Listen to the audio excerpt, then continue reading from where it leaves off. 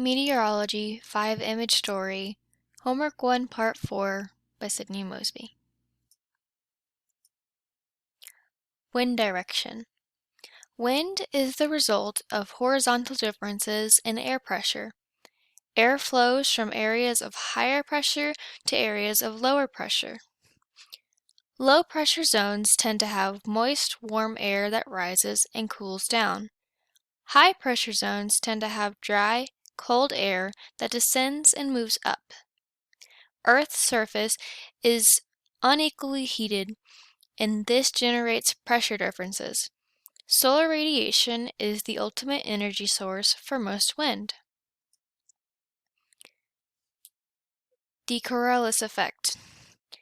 If Earth was not rotating, wind would move in a straight line.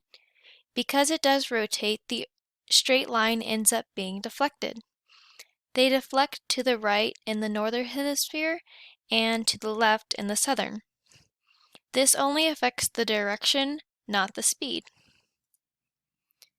Why air rises and descends and where? Air rises and descends because of the pressure.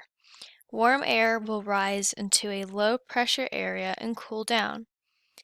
Cold air will descend into a high pressure area and warm up. Air rises at the equator, but as it moves towards the poles, it will deflect right. How the general circulation impacts climate in a certain area. The